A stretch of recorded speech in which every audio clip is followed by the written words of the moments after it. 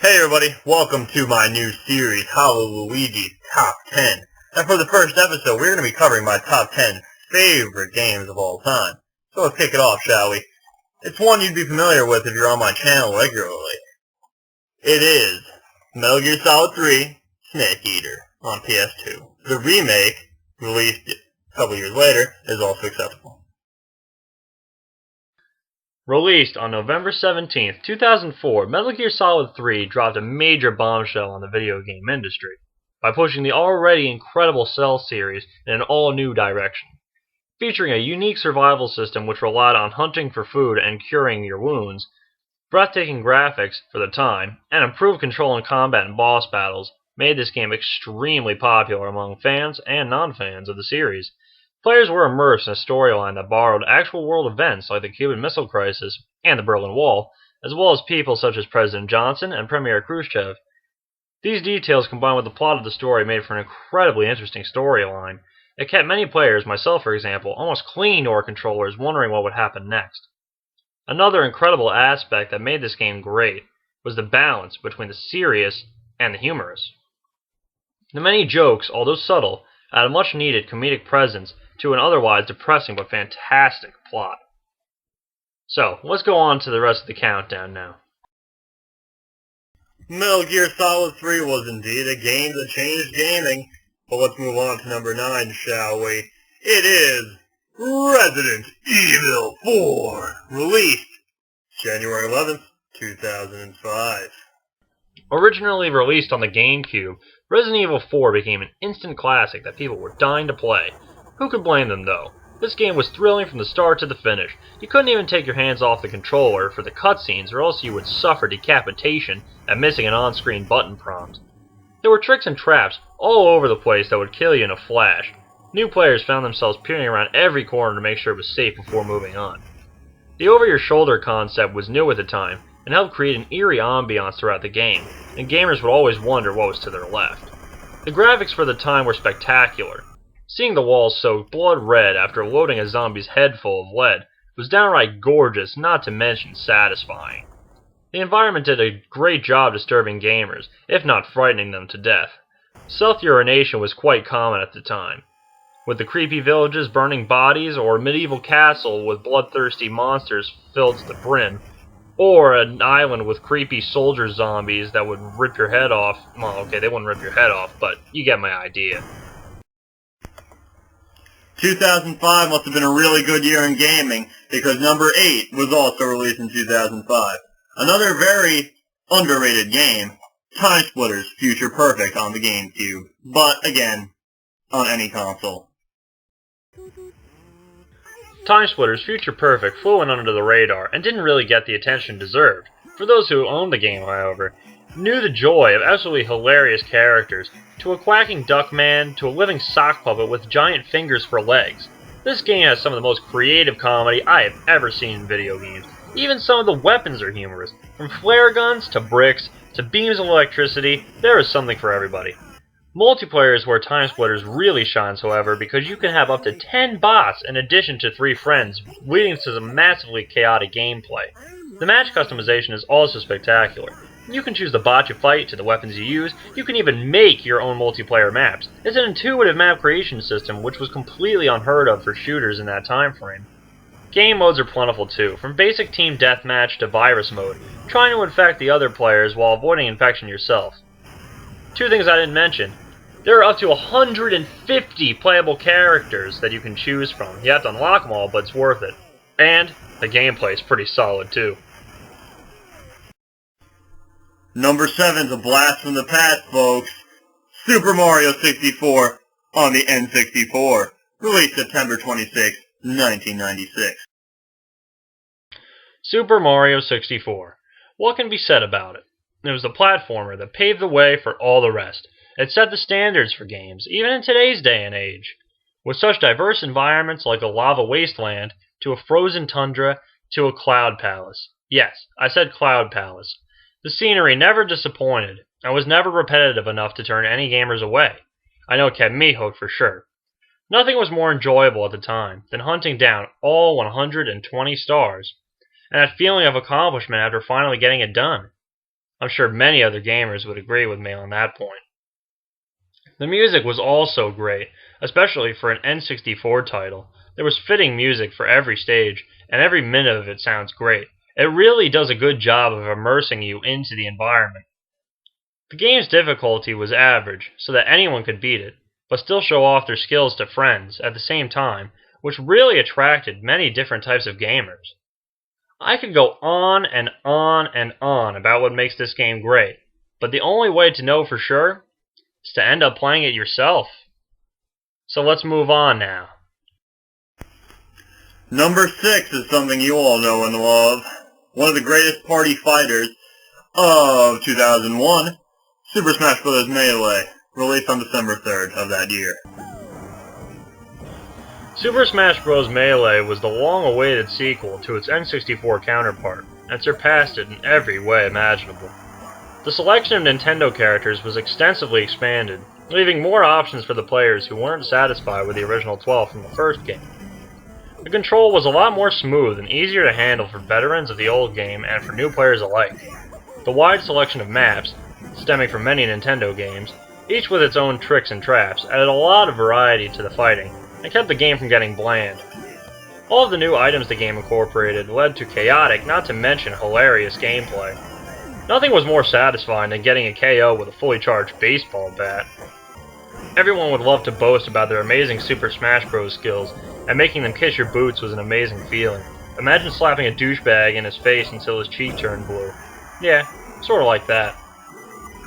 The graphics were also pretty good for the time, and don't forget, this was GameCube in 2001. Oh, and don't forget, I'm the best!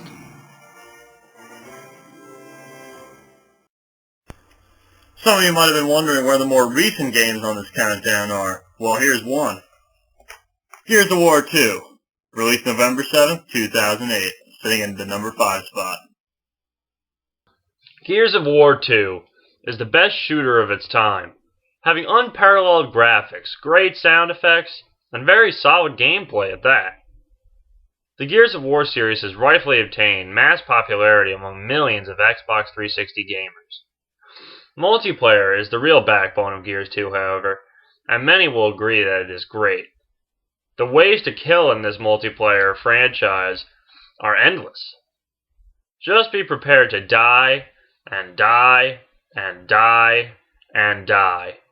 Because frustration with Gears 2 multiplayer is common, even for greatly skilled players such as myself. But nothing is more satisfying in this game than coming back from a mass death streak with a mass killing spree. Character designs are surprisingly well done. Humans look rather real, and the Locust Horde look rather disgusting. With a huge online community that Gears has, as well as the many different playing styles out there, keep the game interesting and really just make you want to play more. Number 4 is one of the part of the longest series of games in history. Number 4 is Mario Party 2, released on January 24th of the year 2000. Oh god, Mario Party 2. What a masterpiece of a game. The hours that so many of us spent playing this game must reach thousands, per person I mean. The collection of fun, creative minigames that the developers put into this game is fantastic. When you combine that with the creative eye candy that are the maps in this game, you get a colossal experience that up to 4 people will enjoy. Each board has a various theme ranging from pirate, western, space, horror, mystery, and of course, Bowser.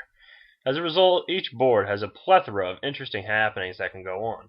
You can get zapped by a big laser beam in space, turn day into night into Horrorland, even get all the players to come to a western-style hootenanny at the local milk bar. This game is rated E, people. Like I said before, the minigames are great, each being very different from the rest, meaning that the controls are very different as well, from game to game. This avoids the feeling of being repetitive, which is a huge plus in the game. Another thing to note about the game is the music. Each board has a very fitting track, which really, immerses you into the experience of the game. Unfortunately, I don't own game number 3 on the list anymore, but it was one of the greatest shooters of all time, Halo 2, released November 9th, 2004. Halo 2, as far as I'm concerned, is the best first-person shooter of all time, bar none. I spent so much time getting better and better and better at this game until I was a multiplayer powerhouse. This game was so big when it released, and it wasn't a disappointment at all. The huge range of maps, the wide array of weapons, and the blood-rushing, intense gameplay kept gamers like myself absolutely hooked. Players would find themselves spending hours trying to find all the strategic spots on each map in the online battlefield, which, by the way, was tremendous and persistent. Even when the 360 came out, people utterly refused to stop playing Halo 2. This is, of course, until Bungie dropped the online Halo 2 servers. Assholes. Anyway, the single-player campaign is nothing to shake a stick at either, with an interesting storyline, a wide range of environments, and the option of playing the bone-crunching, legendary difficulty made the single player worth playing. Heck, the soundtrack is pretty impressive too. This game was so close to perfection. Not like numbers 1 and 2 in the countdown. Now you all know what kind of a big loser for RPGs I am, and that's what number 2 on the list is. That'd be Grandia, on PS1, released October 26, 1999. There was also a Dreamcast version. This'll teach you, punk. Grandia was an instant RPG classic when it was released on the PS1 and the Dreamcast systems. It was praised for an intriguing storyline which started out innocent and childish, only to turn into an epic battle for the fate of the world. Seeing your characters grow from immature teenagers into powerful fighters was such a pleasure to witness. The characters in your party have light-hearted, funny personalities which carry on throughout the game, which make the game interesting, and the story interesting and humorous as well. Grandia was also praised for its innovative combat system, which had revolved around each character having a spot on a gauge, and when the gauge fills for each character, that character gets a turn. Many things could affect the gauge. The combat was very strategic as a result, and there were many different kinds of tactics that players could utilize against the enemies and bosses in this game. The game also had an original level-up system in which certain types of attacks level up for how often you use a move from that type. For example, using earth magic moves will level up your earth magic. Using sword attacks will level up your sword. This game holds a very special place in my heart, and always will, for as long as I live. Alright folks, you heard the first 9. Before we hit number 1, let's recap, alright? Number 10 was Metal Gear Solid 3 Snake Eater. Number 9 was Resident Evil 4. Number 8 was Time Splitters Future Perfect. Number 7 was Super Mario 64. Number 6 was Super Smash Bros. Melee. Number 5 was Gears of War 2, frustrating the ever-living hell out of us. Number 4 was Mario Party 2. Number 3 was Halo 2. Number 2 was Grandia. And finally, folks, here is the god of gaming, HollowLuigi's number 1 pick. But if you've been on my channel, you probably already know what it is. Persona 4 on the PS2. Released December 9th, 2008. Persona 4, the god of all games. I freaking love this gem of a game. I don't even have the time to elaborate why I do, but I'll try as best as I can. The story of this game is the best I have ever seen. The constant plot twists, the many funny moments, and the creative, interesting characters that make up your team of super-powered Japanese teenagers are more than enough to keep you from pulling your eyes away from the screen. And ranking in the 70-plus hour length of this game, it is more than worth the $30 price tag. The graphics, although not spectacular, are very pleasing to look at, especially since the environments change frequently. This game runs on a calendar system, with each new day bringing the opportunity for players to choose what they want to do, whether it's work to make money, strengthen the bonds of your friendships to make your fighting ability better, or even go into another world and rescue your friends from certain death, which advances the plot. The combat of this game is very strategic. Relying on what kinds of moves you want to use at certain times makes all the difference. Whether you want to belt out a lot of damage, heal your party members, increase your stats, or knock down your foes. The game is very challenging, but with multiple difficulties that gamers could choose depending on their skill level, creates an enjoyable experience for all. Another thing to note about this game is the fantastic music. I mean, spectacular music. You will love the soundtrack of this game, and concerning how the game comes with a free disc of the soundtrack, How could you even pass up listening to it? There you have it, folks. The top 10 games on my list of all time. See us again in a couple weeks for the next top 10 episode. Top 10 most